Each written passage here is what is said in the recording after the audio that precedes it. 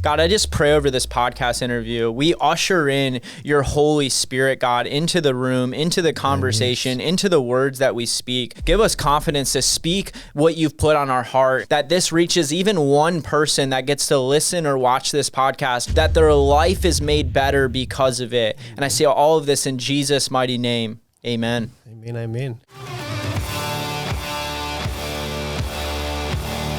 Welcome back to another episode of the Cody Cottle Show. Today, we're going to dive into the mindset of a champion. I have an incredible guy in the studio today. He is a former Olympics rugby coach. He took them from 5th to 1st in the world, 2019 Rugby Coach of the Year.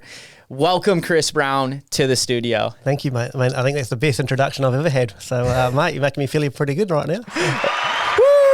We got our audience going.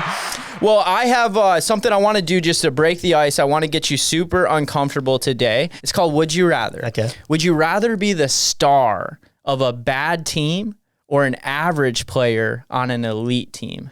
I think that should be pretty easy to answer, I guess, because if you're an average player on an elite team, then you're going to become better by being around those people. So that would be my answer. So I'll end up becoming much better if I'm on that team around those individuals. So that's such a good answer. And like the context you gave to it, because we become who we surround ourselves with, right? Yeah. And you've operated on that level with champions at the most elite level. I mean, they don't just let anybody into the Olympics, last I checked, and you're coaching them. And we're going to get into that. But one thing I like to do to set the tone for this show is I just want to ask you, Chris, what do you value most in life? For me, it'd be my relationship with God. Again, it's my direction. It's my foundation. It's my strength, or He's my strength. And so that's what I value most. And then it would be my wife and then my children. So come on, that sets me up to be strong and consistent in everything else I do.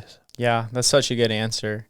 I love it, man. You know, my scripture for my life is Matthew 6:33. Yep. Seek first the kingdom of God and His righteousness, and all things will be added unto you. And it's so cool it's such an honor, man, to have you in the studio. You've done such incredible things in your life. And, you know, when I ask you what you value most, the first thing you do is you give credit to God.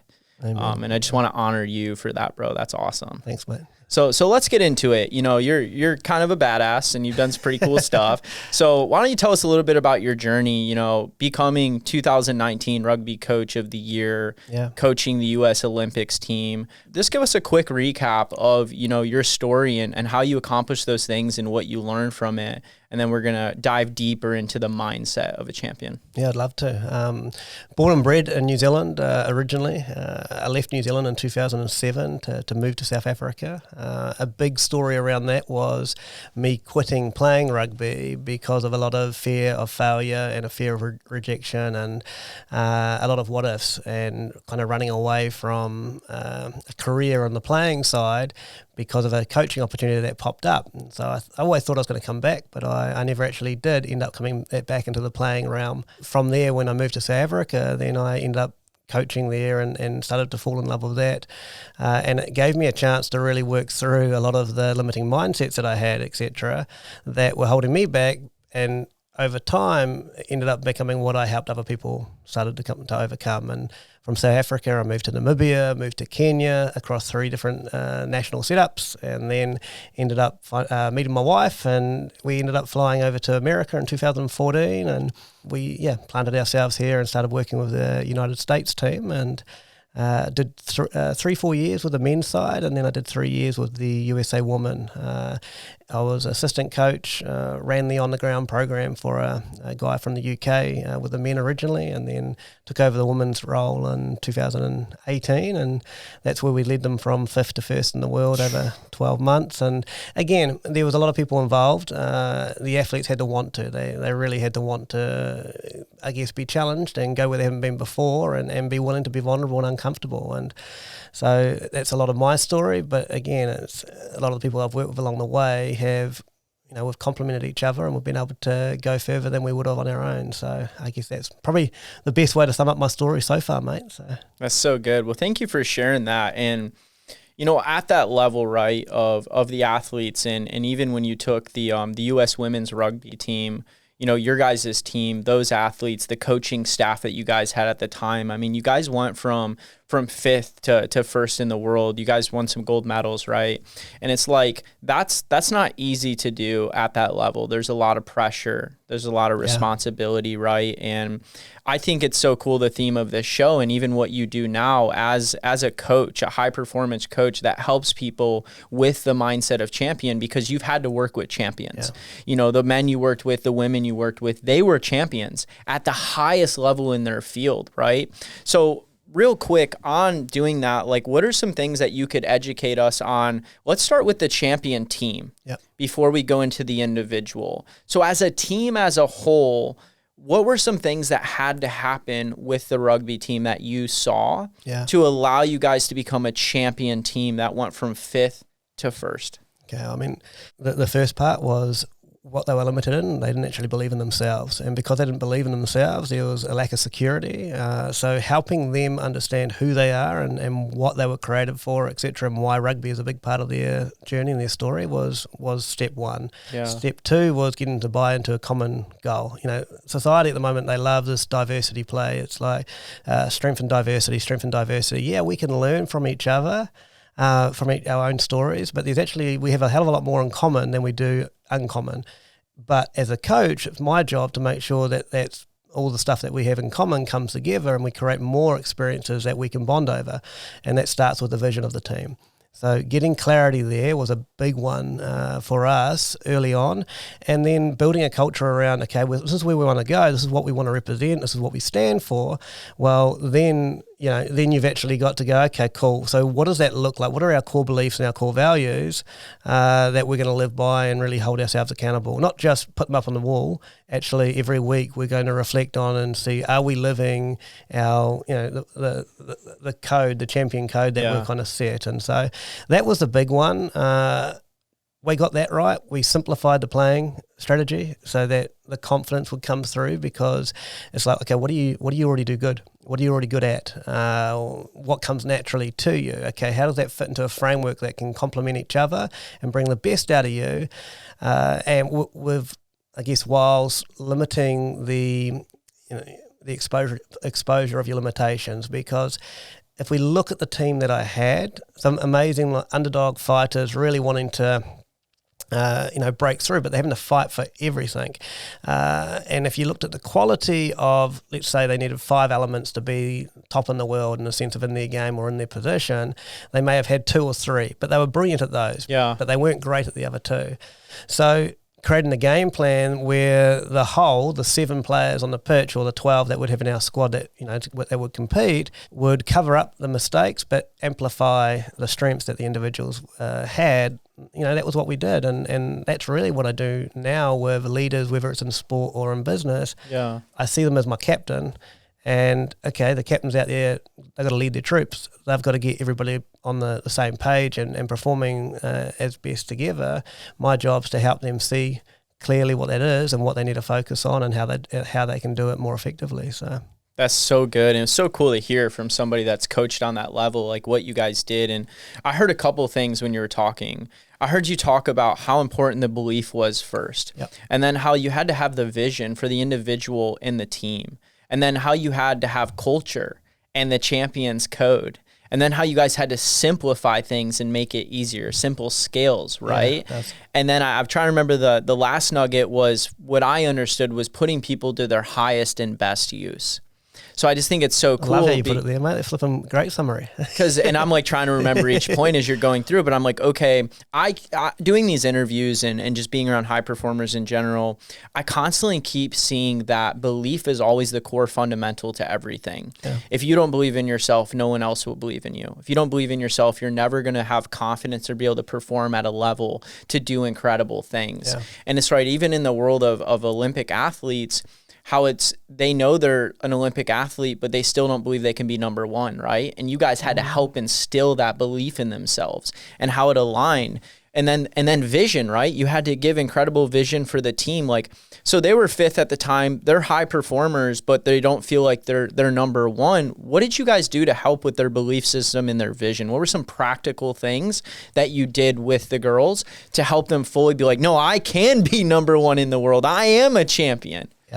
There's a couple of things I'll highlight as the kind of the big nuggets. Number one, I think for them, with myself coming across from the men's team, and we'd already had a lot of success, won a couple of events, etc., on the World Series, that gave them a confidence, like a boost of, okay, this guy may be able to help us go further than we've been before. That, and then proving to them again and again and again through our, like, you're not going to come to believe that unless you have the experience, unless you get the results yourself.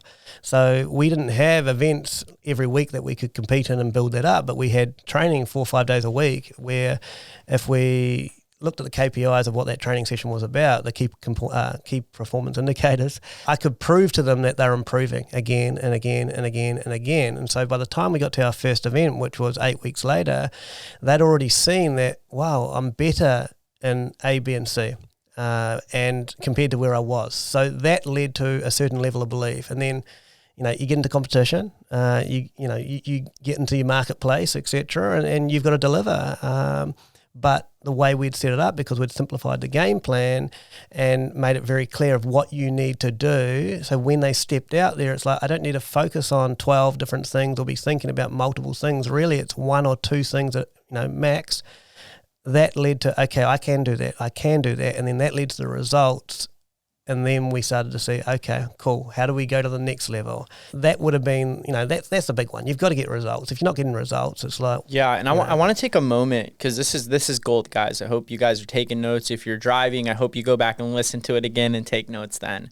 One of the things that I think is so cool, you talked about how they couldn't always play like a big game, but they had training 5 days a week. So I want to the listener listening to this, you can't always get on the stage or make the big move in your business or in your sports team or whatever it is. But you talked about how you tracked KPIs at practice, how you measured things to show the players, to show the individuals, hey, you're getting better. You're getting faster. You're getting sharper. You're improving.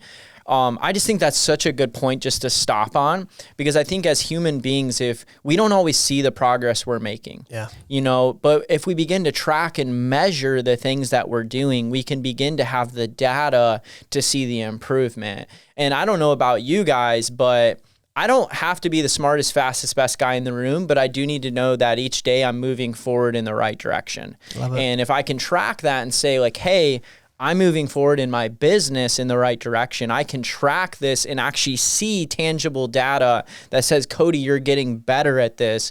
I'm only getting more confident for the moment I do get the opportunity to go into the quote unquote champion game, 100%. Yeah, no, I mean, again, you have multiple opportunities that you've highlighted.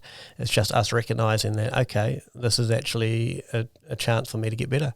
Yeah. And how do I know I'm getting better? Well, I've got to know where I am and what it looks like actually to be better, so that I can measure the difference, So yeah, that's good. And now let's go in the direction of, so you've helped them believe in themselves and you've cast vision. You began to track KPIs. You're helping these champions see the progress, have the belief system and the confidence that they can go all the way, go the distance, right?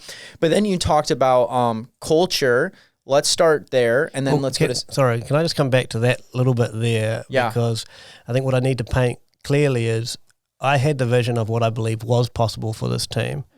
Did I truly believe it was going to come to pass myself? Well, that was another story. And so us getting these results along the way started to prove to me that the vision I'd seen is possible. You don't always have to know exactly how you're going to get there. Most of the time you won't. If the dream's big enough, then you shouldn't.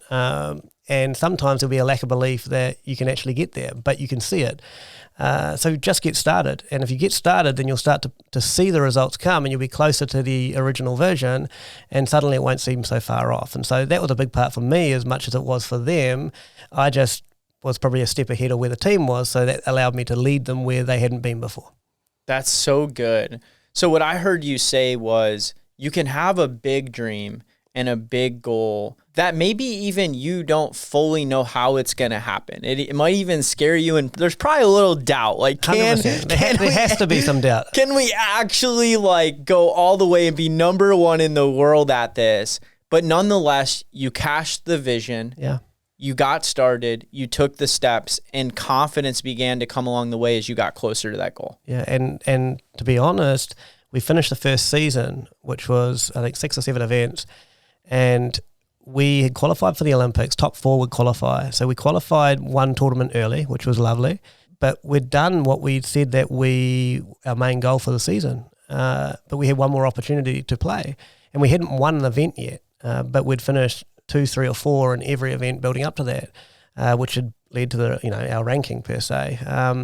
So we had an opportunity to recast the vision with another 6 weeks to go in the season, and that was the very first tournament that we won in the history of USA Rugby. Wow. But what was cool was that we achieved our goals in the sense of top 4, we've never done that. Okay, cool, we go there. We'll get these medals along the way. Okay, well, we were in every semi-final.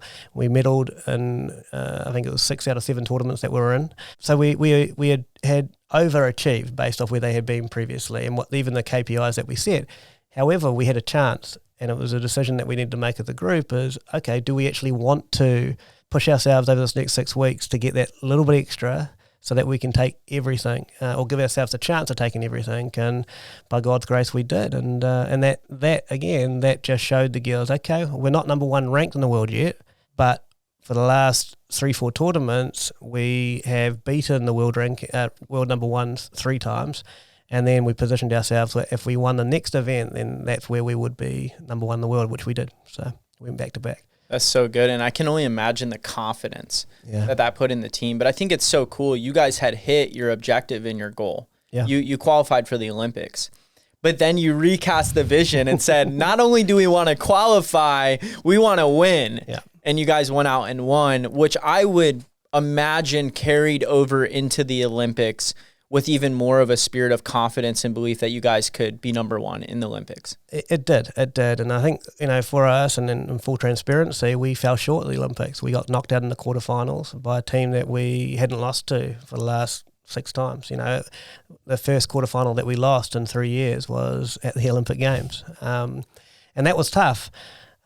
Because of the belief that we had coming along the way. And again, the sport I play it's 2 7-minute halves, so it's 14 minutes long. And if you aren't on point for those first 3-4 minutes, you can find yourself chasing the game. And we were down 3 touchdowns in the first 4 or 5 minutes, and we were never able to catch up.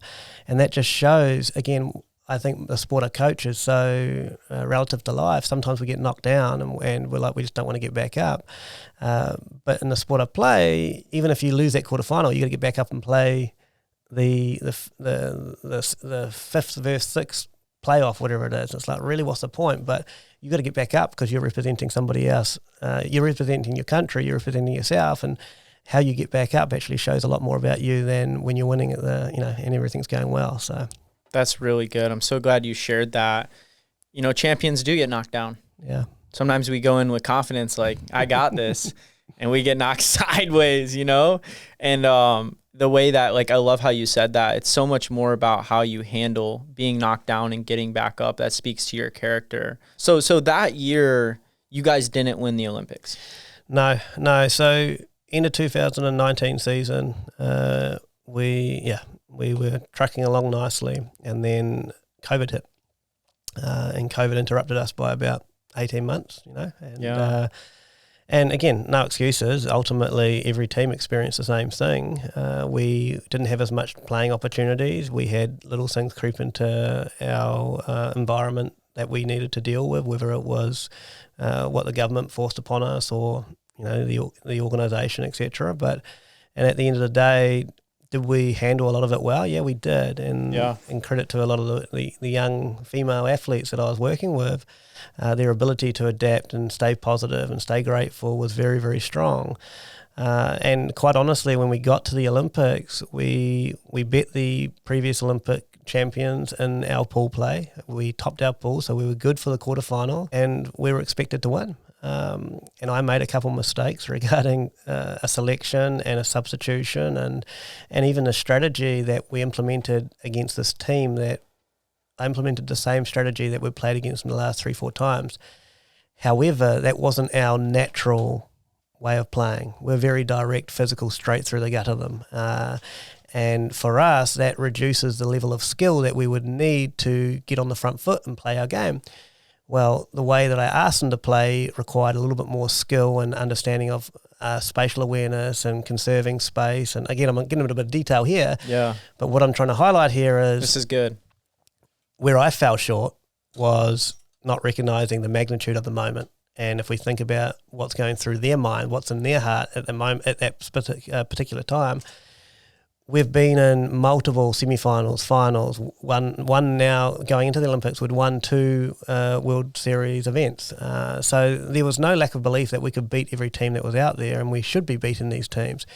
However, only one of them, 2 of my players had ever been to the Olympics. And with the American psyche of the Olympics was ultimately the be-all and end-all for a lot of sports, I couldn't calculate how they would respond building into that, and in that moment how they would respond, or some of them would respond. And we had a sports psychologist the whole time through with us. We looked at pressure execution strategies, and we spent so much time on the mind. But with the mistakes I made, and also just seeing how some of the players responded under pressure, especially when the first 3 minutes didn't go quite right, it really, really hurt us. But it's probably where I learnt the most too about, okay, cool, you got to stick to your guns, and no matter who you're playing against, no matter what you're doing, first and foremost, you need to be focused and doing what you do well. Because even if they know what's coming, they've still got to stop it. And I think that's in life in general. It's so often we're trying to adapt and adjust to not just fit in, or we need to adapt and adjust and to continue evolving, to continue winning. Yeah. However, our bread and butter, our basics, our fundamentals, who we are, that needs to be constantly at the forefront, which is your natural strengths, which don't change in a short period of time. So. Yeah. This is great. This is so great, Coach Chris. We're just so honored to have you. With that, you talked about sticking to your strengths. And can you talk a little more about that? Someone's listening to this, and as we move into the mindset of a champion, how important is it to understand your strengths, your weaknesses, the team you build around you, their strengths, their weaknesses, simplifying that process where you're putting everyone to their highest and best use to perform? Because it's so I can't even imagine like coaching a U.S. rugby team and how you have to look at what each player is great at and not as good at, and how you have to almost puzzle piece them together on the field to get the highest level of performance out of them. This person next to this person complementing their weakness, and like it's such a strategy at a level I think many of us can't comprehend the level that goes into these high level sporting events. But now you coach business professionals and athlete and people even outside of that. You're not an Olympic coach anymore, but you're over here and you're teaching people that same mindset. What can you teach us about building that, in our businesses, in our personal lives? What I love about what you just said there, and let's just start on the strengths and the weaknesses, is we can ignore our weaknesses if we want to, but the reality is that ignorance just is setting ourselves up to be hurt, okay? And in a team setting, that your vulnerabilities are not just hurting you, they're hurting other people. If you're, as a parent, if you're the CEO of a company, if you're the head of a sales team, if you're not willing to address and hit your weaknesses head on, then you're actually not just hurting yourself, but you're hurting other people. Those vulnerabilities are limiting what everyone else can do.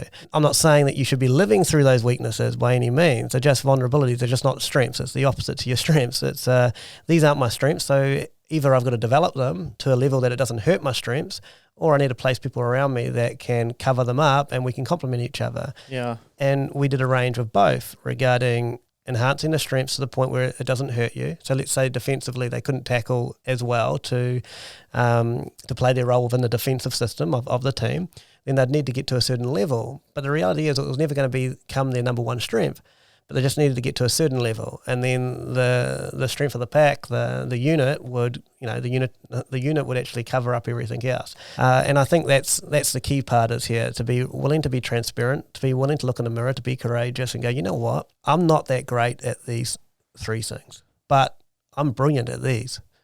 So how do I improve these enough that they don't hurt these things? Or what do I need to do to cover up these things and with the people that I have around me per se and who are helping me move forward? if we start there, then and if you've got everybody that's involved doing the same thing, then it creates vulnerability. Vulnerability creates compassion, because suddenly you see people, when we go to men's prayer, it's like you build relationships so much quicker because you see people in a vulnerable stance, and that's the only thing that will accelerate that growth in relationship and that compassion and that fight for each other. So I think that would be the starting point, and then really looking at it from a mindset standpoint that holds a lot of people back is that self-belief. And what are the thoughts that your mind's continually repeating over and over again and again and again, and maybe you're speaking things over yourself, but maybe you're not. Maybe it's just what you've come to believe based off what you're listening to, based off what people have said about you, based off what you've experienced. That's what we've got to recognize and just go, okay, where's this thought come from? Is it reality? It might be, it might not be. The reality is most of the time it's not, and you've got evidence to prove that it's not.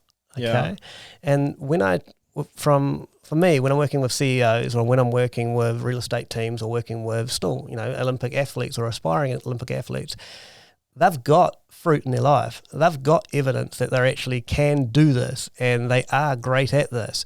But if they've gone through some adversity, which specifically the last team I was working with they had forgotten what they're actually good at.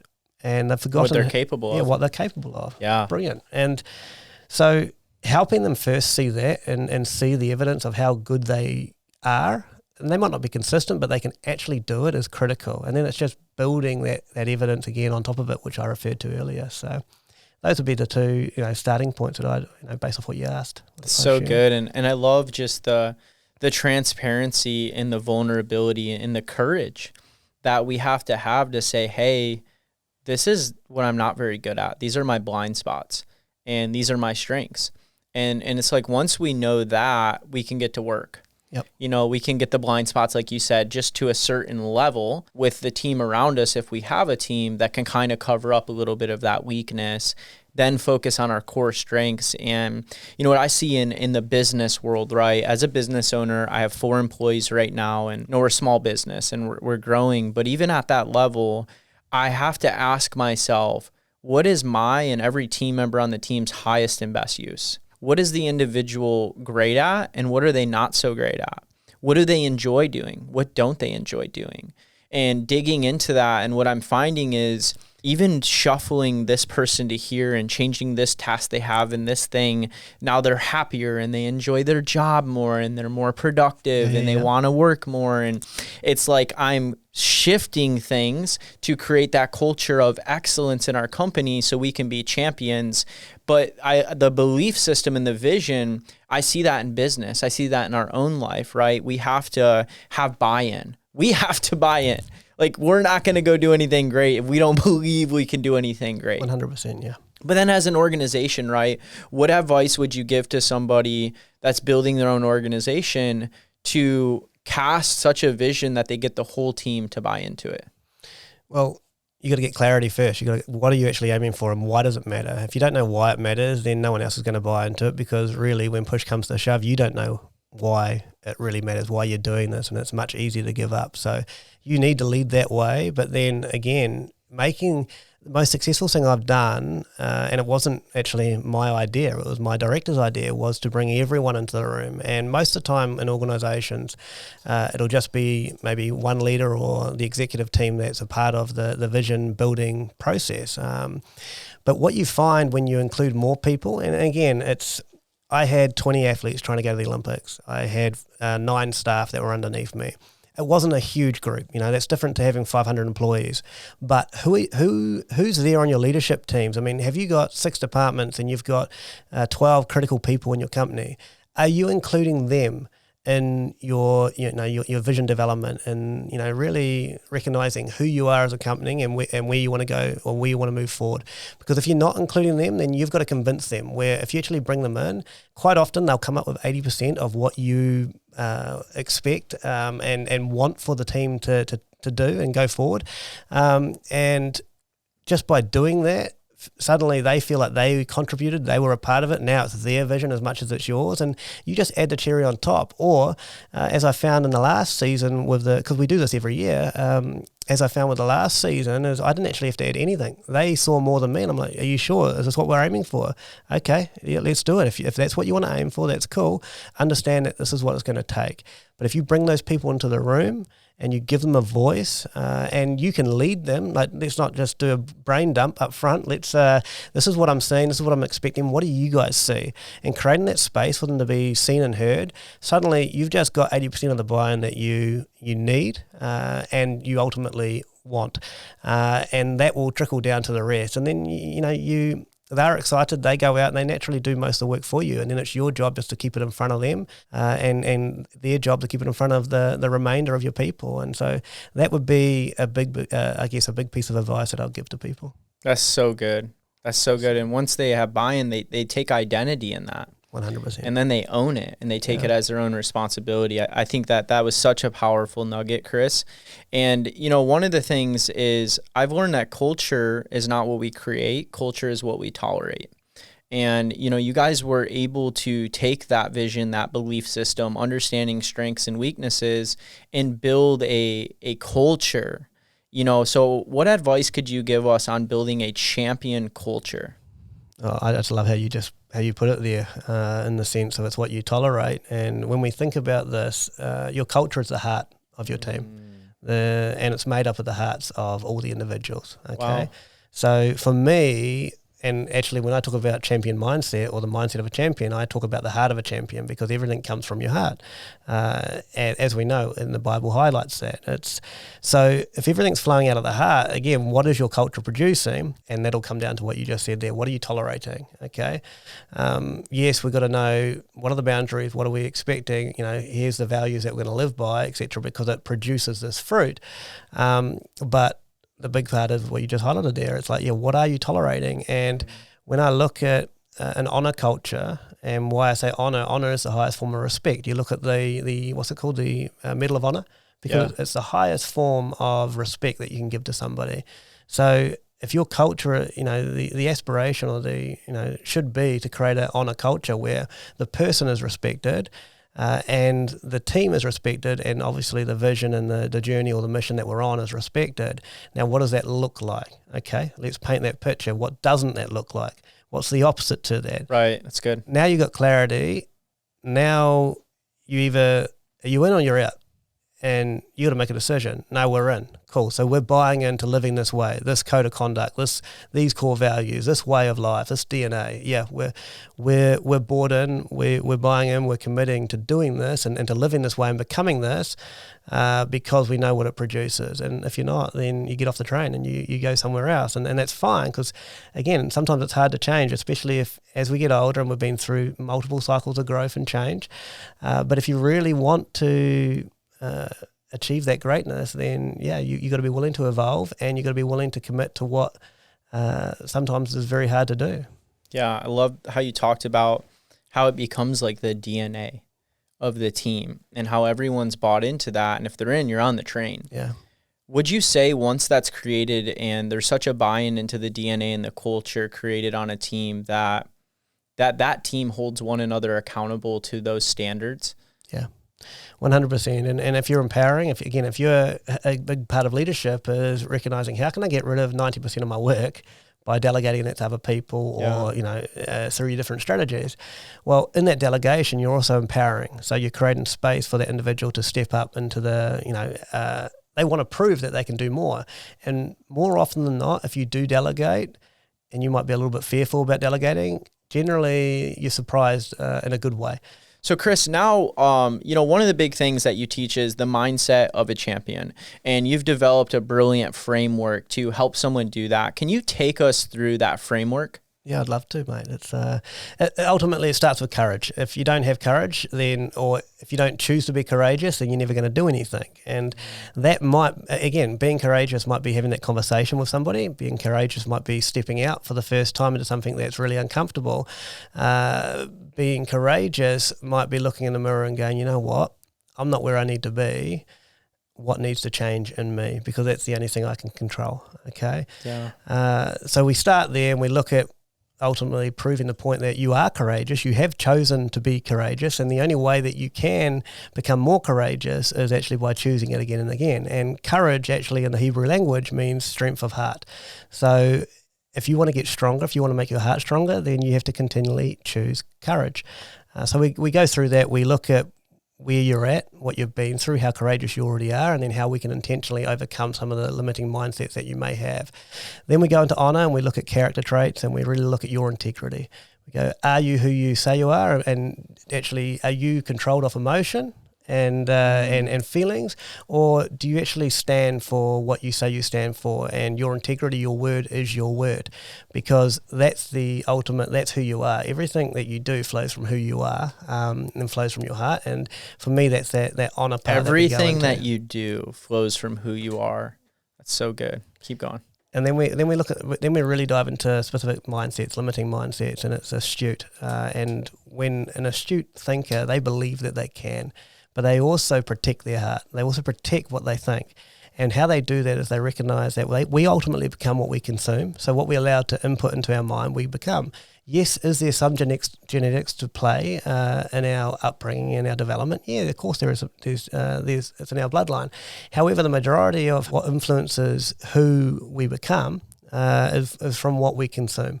So it's like, what are we reading? What are we listening to, etc.? Who are the people that we're around? You've heard the thing of, we hear this all the time, you become like the 5 people that you hang around the most. Yeah. Well, you do and you don't. Again, you might not become like them, and you just end up being more frustrated because you can see that they're succeeding and why aren't I? Well, it's probably to do with what you're consuming regarding to what you're reading, what you're listening to, what you're speaking over yourself continually. And of course, if you haven't had the results yourself, then it's not true to you. It might be true to them. So you're like, okay, I can see how this can happen, but it hasn't happened to me yet. So then we have to build that, and then that's a big part of the transforming the mindset part that we go through there.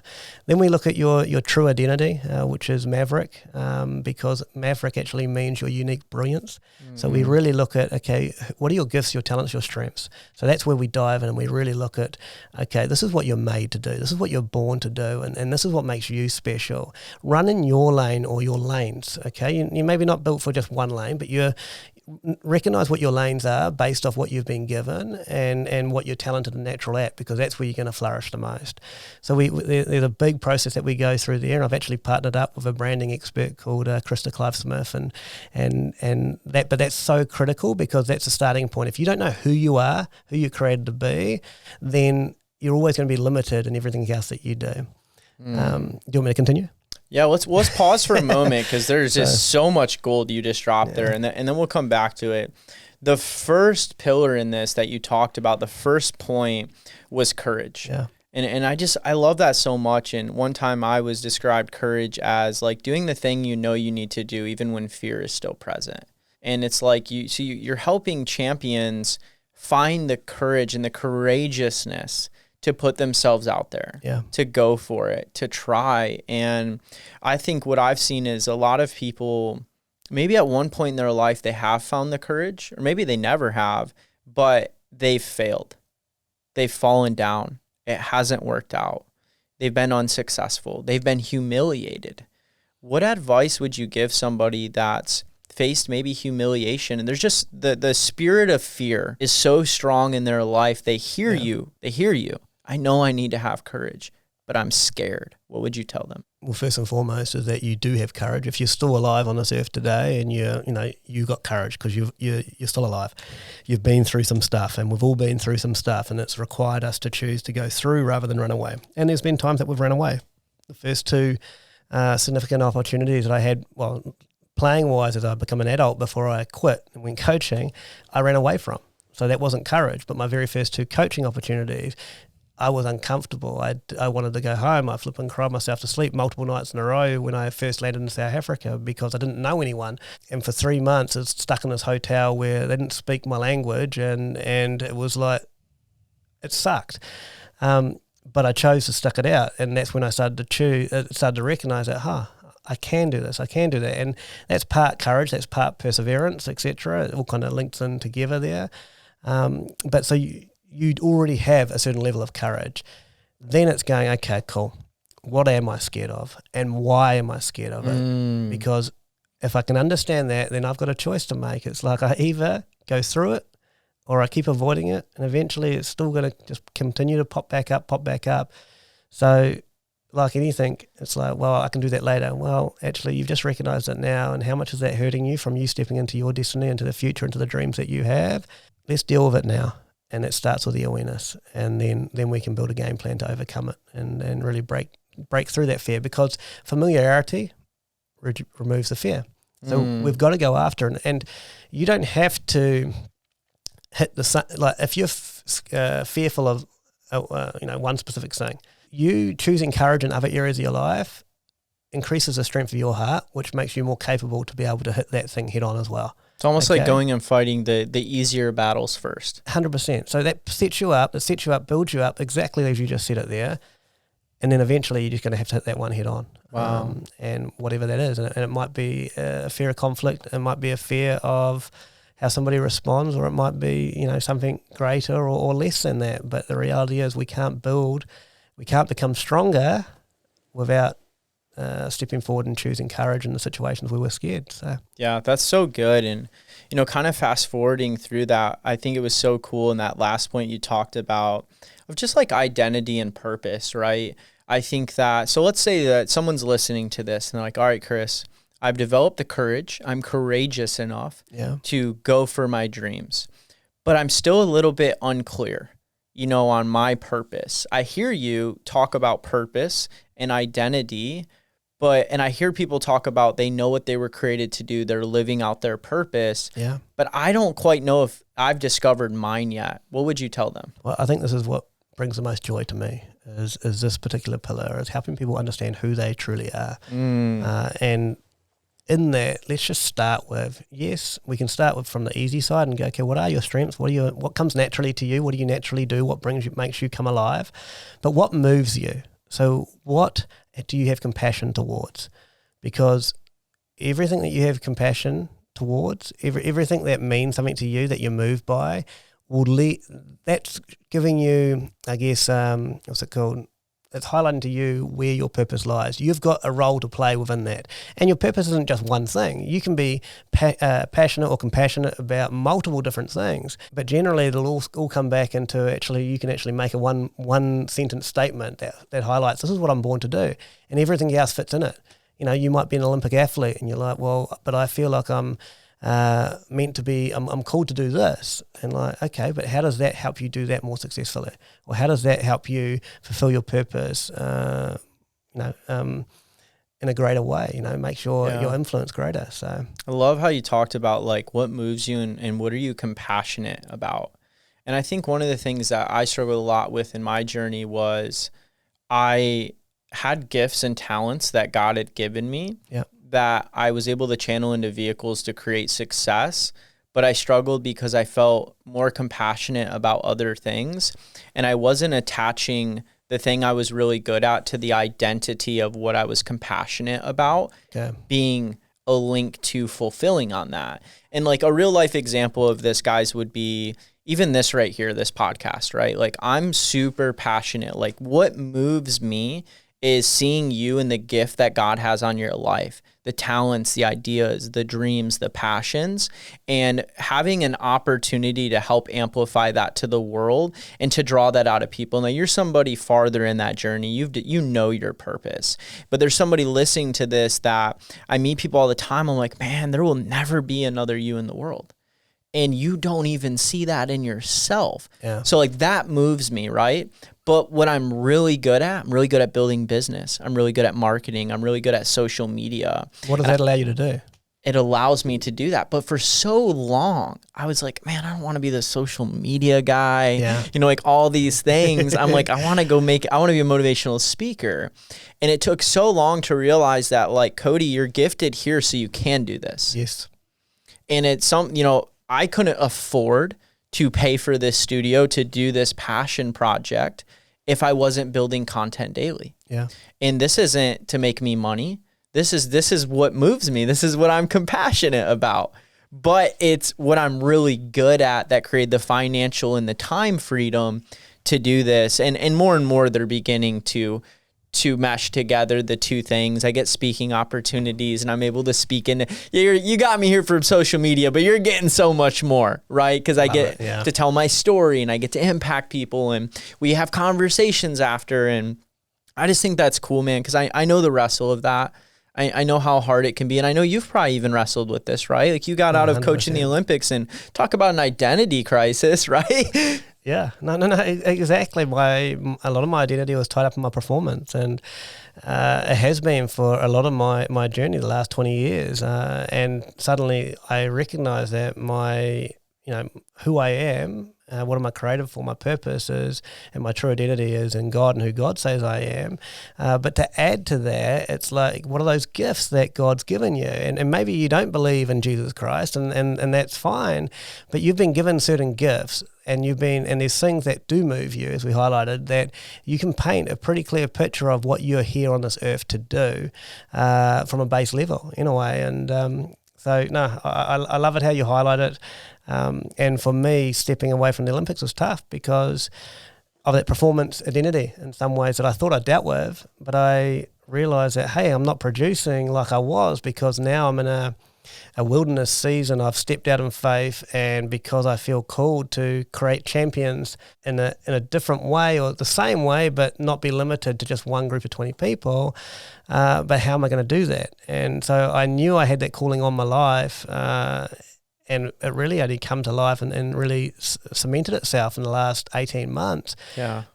But what's been cool about that is now I see how that can expand and how I can do it in multiple different ways, and which is really special. And I just wanted to say one thing, though, on the example you use with yourself. Another example would be with let's say you're doing solar or you're in sales for a pharmaceutical company, and you don't necessarily love what you do, but you're producing good income.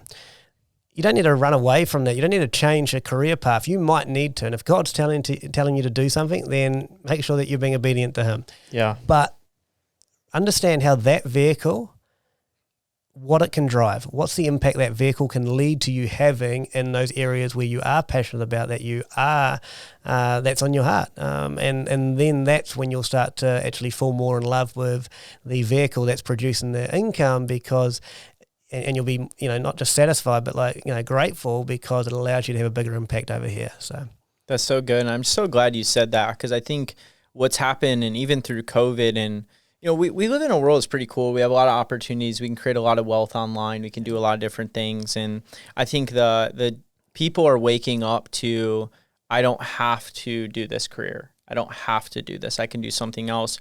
But I think, like anything, too much of anything can be bad.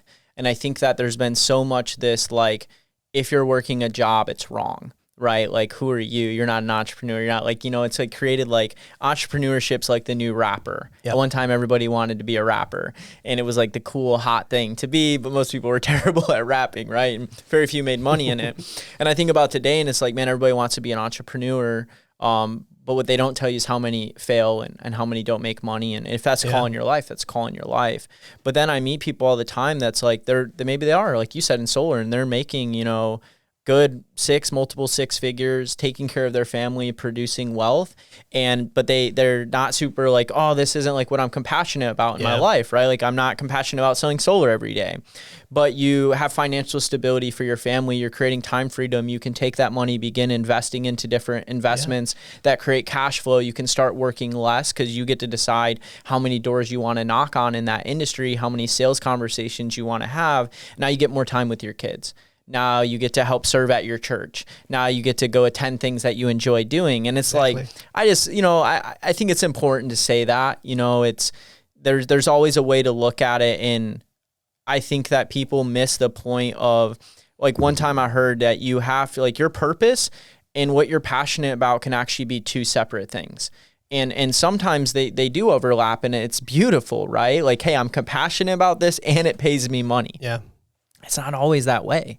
Yet we're always searching for that. And it's like, you can have a purpose over here. You're best in the world at doing this. Yeah.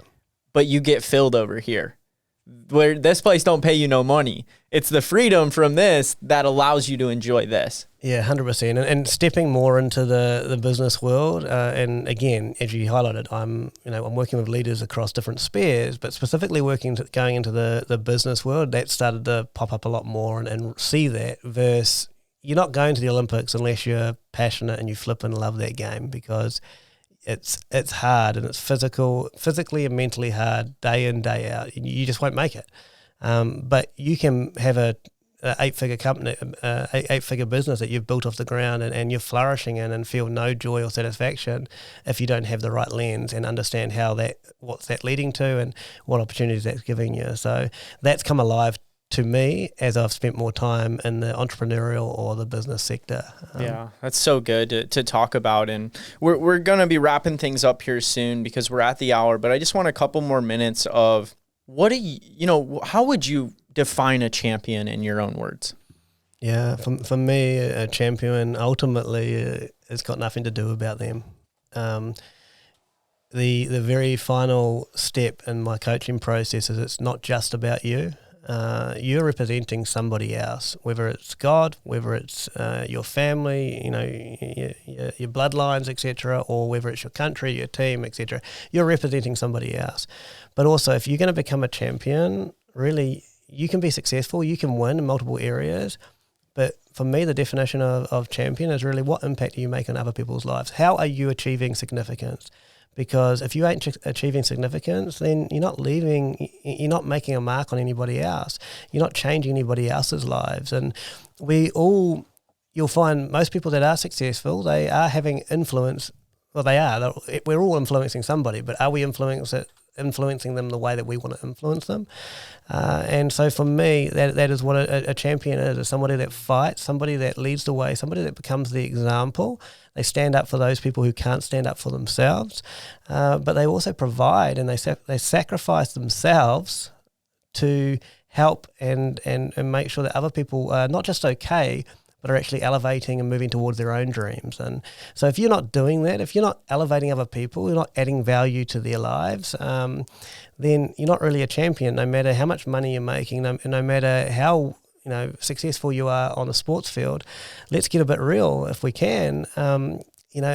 Is the example that you're setting, let's look at someone like LeBron James, is the example that he's setting on the court with his emotions and everything, and it's an emotional sport, don't get me wrong, but is that the example that the next generation need to be seeing in the sense of how he treats the referees or how he engages with certain people? There's so much good that LeBron does, but again, that's a sign of vulnerability that needs to be addressed. If he wants to actually be that ultimate champion, that is a great example for and elevates those up around them, etc. Does that make sense? Yeah, that's so good. And just how you talked about how champions elevate others and those around them and how it's not about them at all. Yeah. That's so good. Well, I'm bummed because we could go, I could sit here and talk to you for hours, Coach Chris, and just learn from you and just the life experience you have working with champions and what you're doing. But the best part is people can go connect with you and they can get more information and wisdom from you, your content, the way that you serve, your coaching programs, how you're helping. So I think it'd be good to tell people where can they connect with you at? Yeah, if you want to get in contact with me, just literally coachchrisbrown.com is my website, nice and easy. Had to differentiate from Chris Brown because that comes up with somebody else completely. And my cell phone number is 720-840-9739. So get in touch and I'd love to help you become that champion that you're created to be. When your phone's about to blow up, you just gave your phone number out to a whole big audience. Let's go. Take advantage of that, guys. That's super special to Chris to even get Coach Chris any of your time. Somebody that's just been so devoted to building champions. And I just want to honor you. Thank you for coming on the show. Thank you for teaching us what it means to have the mindset of a champion and become one. And it's been an honor to have you here, man. Brilliant. I will ask you one last question because I do like to ask this, and I'm always one more guy. I love it, mate. But I do want to ask just what's next for you, in this season? I'm about to launch a new program. It's a champion development program called Target Gold, and it's specifically targeted towards the aspiring Olympian and those who are already in the Olympic pipelines, whether they're here in America or whether it's internationally. A lot of my heart is for Africa, which is where I gave my life to Christ, and a lot of my coaching journey started, and that's where my wife's family's from. And my heart's also for the Pacific currently, and I'm sure God's going to continue to move my heart for more different population groups. But that's what I'm launching at the moment. I'm loving speaking. I'm loving working with entrepreneurs and different teams here in San Diego. But I see myself being more on stages, talking about what it takes to become a champion, and building out this Target Gold program, which will equip especially in the emerging nations, the next generation of heroes, because the Olympic athletes or the top sporting athletes in these emerging nations are generally the ones that move into positions of influence and become the heroes of a nation, and they need to be developed in a way that they can handle the responsibility that comes with greatness. I think Sir Winston Churchill said the price for greatness is responsibility. And so often we ain't prepared. We might succeed in a certain field, but we're not actually prepared with our mindset and our character to be that person and to be able to manage that responsibility that has been given to us, and that comes with the territory of being a champion. I love that. That was so good, Coach Chris. We'll definitely have to have you back on the show. Well, guys, as we wrap up the show, I just want to challenge you guys with the nuggets you learned today to implement. The best way that you can honor us on this show is by implementing the nuggets that you learned, developing the mindset of a champion. You know, we are the next generation of heroes, Amen. As Chris said, and we have a responsibility to steward that with excellence and with greatness. So my encouragement for you guys is to work to develop that courage and that mindset of a champion in your life. And one way you could honor me is by sharing this show with somebody. If you feel like you got value from it, send it to somebody that you know needs to hear what was shared on the show today. The only objective of the show, and I told Chris beforehand, is to impact even one life. And my hope is that life was you today.